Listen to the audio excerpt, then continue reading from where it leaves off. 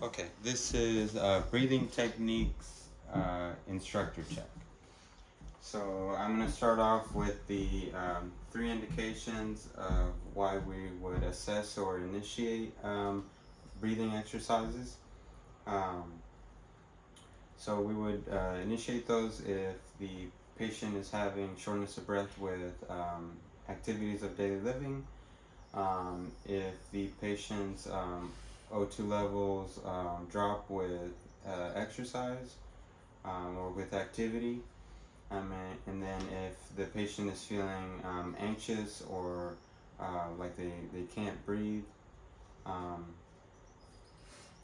and then um, three indications why we would discontinue or not begin treatment would be if the patient's O2 levels are below normal at rest, and then if the patient's O2 levels abnormally um, decrease with activity, and if they're showing signs of dizziness and shortness of breath and having a really hard time, we would just go ahead and stop treatment there.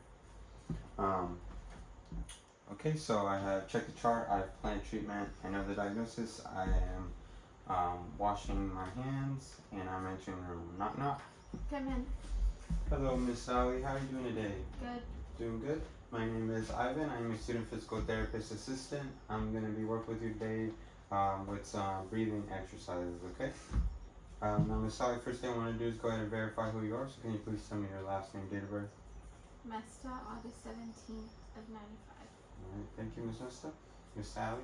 Um, so I was able to read your chart and understand you had a fall and you kind of hurt your chest and you were having a little bit of a hard time breathing. Is that correct? Mm-hmm. All right. Are you feeling any pain at the moment? No. Okay. You're just having a hard time breathing? Yeah. Okay. Now, since that injury, have you had any other falls or any other injuries? I haven't. Not necessarily in your chest area, but anywhere in your body. No? Okay, good. So Miss Sally, again, I'm here. Let me work with you, kind of different positions to help us have better breathing and less shortness of breath. A couple exercises to try to work on um, breathing differently, breathing better. Um, have you ever had, or have you had other therapy today? No. Okay. Um, so really all I need from you is to kind of follow my directions. We're not going to be doing anything too hard. Um, do you have any questions about anything? Okay. Is it okay if we go ahead and get started? Yes. Okay, good. So we're going to start with just relaxation positions. So one you can do here is you're just going to lean forward like this, and then you're going to take a couple of deep breaths. So we're breathing in through our nose and breathing out through our mouth. So you're going to take a deep breath.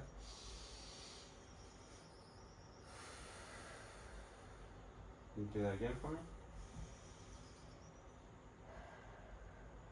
Do you feel like that's kind of helping you breathe a little bit better? Okay, so this is a good position. When you feel short of breath, you can take a seat and then take those deep breaths in that position, okay? Now another one, another relaxation position we can do is, what we can do is stack up a couple pillows. So you can turn in your chair for me. So we can stack a couple pillows like this. And then you're just gonna lean forward and on the pillows, and then you can put your head to just either side, whichever one's more comfortable. And what you're gonna do is again take a deep breath and then breathe out.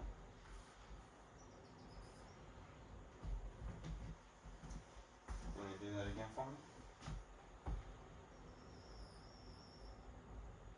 Alright, good.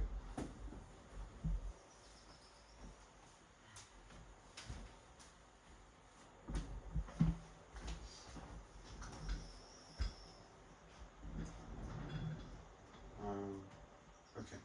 So we're gonna work on something called diaphragmatic breathing.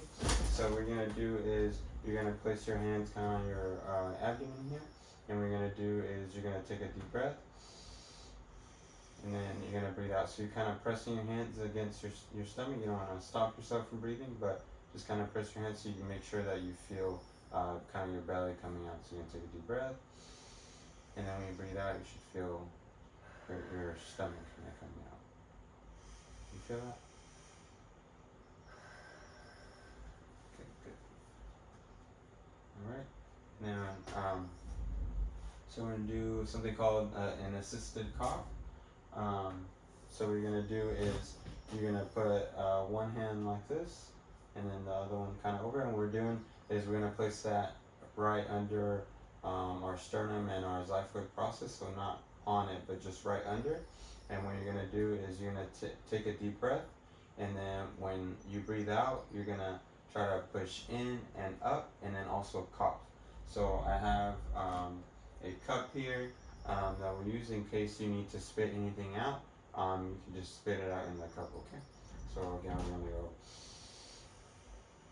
breathe out and then push in and up while you cough. So, and then, okay, try that again for me. Okay, good. You need to spit anything out? Alright.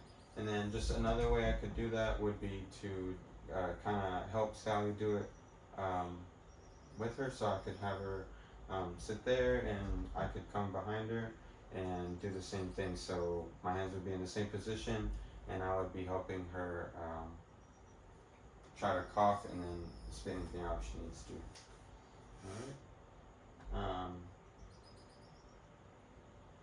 So a couple coughing techniques that we're gonna try is sort of it's kind of like a K sound.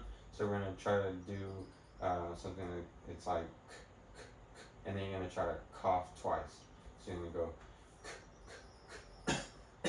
and I'll try to make that second cough a little bit more forceful, and try to see if you can spit anything out. So go ahead and try that for me.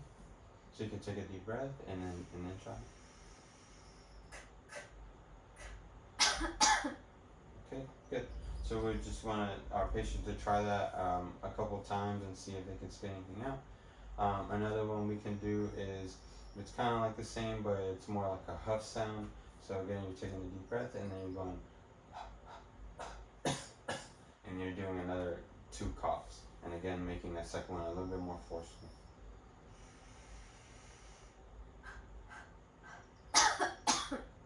Okay, good.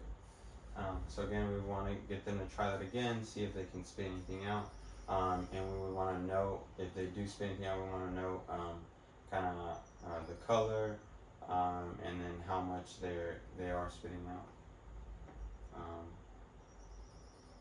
All right. So we've kind of been doing that as we've been breathing in, but we're gonna try. I'm gonna try to explain a little bit better. So something we call pursed lip breathing is you're just breathing in through your nose again, taking a deep breath, and then when you're breathing out, you're just like blowing the air out. So you're gonna breathe in, and then breathe out. Okay. All right. How are you feeling? Good. Okay. You feel like you're understanding everything that we're going through? Okay. Yes. Alright. So one thing I want to talk to you about is pacing for activities. So if let's say you're washing the dishes at home, and you know you're bending over to get the dishes out, you're loading them in. You just want to make sure that you're pacing yourself, and especially if you were becoming short of breath, what you want to do is maybe load a couple dishes, and then just kind of rest for a second, take a deep breath, and then grab a couple more plates and load them in like that. Another thing you could do is just in general, if you're walking and you are feeling short of breath, what you can do is just you know kind of get towards a wall or something, and then take a deep breath, kind of regain yourself, and then you can take a couple more steps, and then just kind of continue on like that until you get, you can get to a real rest break.